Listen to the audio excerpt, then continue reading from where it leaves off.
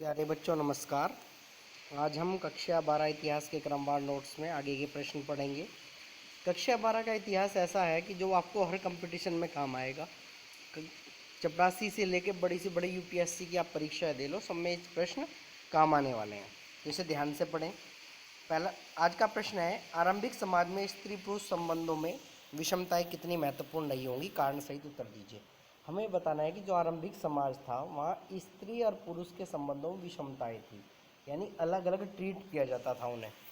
देखो आंसर में लिखेंगे, समाज दो प्रकार का होता है, पितृ सत्तात्मक और मातृ सत्तात्मक।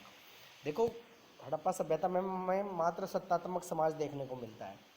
फिर जब हम पूर्व वैदिक काल में आते हैं तो थोड़ा मातृ सत्तात्मक प्लस पितृ सत्तात्मक यानी लेवल का समाज मिलता है, और बाद में उत्तर वैदिक काल में वो पितृसत्तात्मक हो जाता है और वहाँ से पितृसत्तात्मक ही चला रहा है। देखो यहाँ तक समझ गए, समाज दो प्रकार का होता है, पितृसत्तात्मक व मातृसत्तात्मक। पूर्व वैदिक काल में समाज पितृसत्तात्मक था, फिर भी स्त्रियों की स्थिति निम्न नहीं थी, लगभग लेवल वाली थी। ऐसा इसलिए था क्योंकि अर्थव्यवस्था पशुपालन पर आधारित थी। पशुपालन में चाहकर भी स्त्रियों की उपेक्षा नहीं की जा सकती। देखो पशुपालन एक ऐसा कार्य है जो ज़्यादातर महिलाएं देखती हैं, महिलाएं संभालती हैं, उसमें महिलाओं की उपेक्षा नहीं की जा सकती। इसके अतिरिक्त उच्च शिक्षित स्त्रियों के भी अनेक उदाहरण मिलते हैं। अब आएंगे हम उत्तर वैदिक काल में। उत्तर वैदिक काल में पशुपालन व्यवस्था गौण होती चली गई।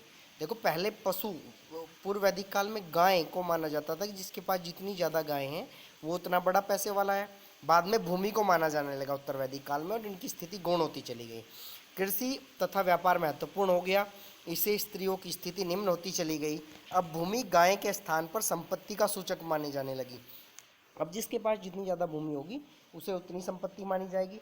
स्त्रियों को संपत्ति में अधिकारी नहीं माना गया, ऐसी भी स्थिति बन गई। समय के साथ साथ उनकी स्थिति दयनीय होती चली गई, बहुत बेकार होती चली गई। इस निम्न स्थिति को हम निम्न उदाहरणों से समझ सकते हैं। देखो पूर्व समाज के बहुत सारे उदाहरण देखने को मिलते हैं हमें महाभारत काल में, जो महाभारत ही पढ़ रहे हैं हम लेसन में लगभग।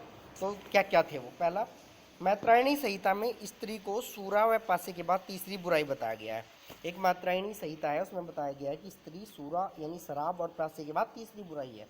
महाभारत में जब दुर्योधन व युधिष्ठिर के मध्य चौपड़ का खेल हुआ और द्रौपदी को दांव पर लगाया गया तो तीनों बुराई एक साथ दिखाई देती हैं। देखो बिल्कुल स्पष्ट हो गया। वहाँ एक धर्मराज जैसा व्यक्ति अपनी पत्नी को दांव पे लगा रहा है। दूसरा है, एक उपनिषद से विवरण मिलता है कि राजा जनक की सभा में ऋषि याज्ञवल्क्य के गार्गी को सिर तोड़ने की धमकी दे देते हैं। देखो याज्ञवल्क्य जैसा ऋषि महापुरुष गार्गी को सिर तोड़ने की धमकी दे रहा है, महिलाओं की क्या स्थिति रही होगी इससे अंदाजा जा सकता है। तो विषमताएं देखो कितनी है, इससे पता लगता है कि महिलाओं का क्या सम्मान रहा होगा। तीसरा, महाभारत में युधिष्ठिर जैसे धर्मराज व्यक्ति अपनी ही पत्नी को दांव पर लगा देते हैं और दुशासन उनके सामने ही उनके चीरहरण का प्रयास करता है। देखो ये क्या बुरी हालत थी, महिलाओं की क्या दशा बना रखी है, महिलाओं को दांव पे ही लगा दिया है। आगे प्राचीन काल में देवदासी प्रथा व सती प्रथा प्रचलन में थी। इसके अलावा प्राचीन काल में देवदासी प्रथा भी प्रचलन में थी और सती प्रथा, और दोनों महिलाओं के लिए बहुत बुरी थी। ये दोनों कुप्रथा स्त्रियों के सम्मान लिख देना, सम्मान लिखा गया है, सम्मान में निम्न स्थिति की परिचायक है। समाज में या सम्मान में, कुछ भी कर लो, समाज है वो या सम्मान है। सम्मान मतलब ठेस पहुंच रही है उनको। उपरोक्त से स्पष्ट है कि वैदिक काल हो या मौर्य काल हो या गुप्त काल, स्त्रियों की स्थिति निम्न से निम्नतर होती चली गई।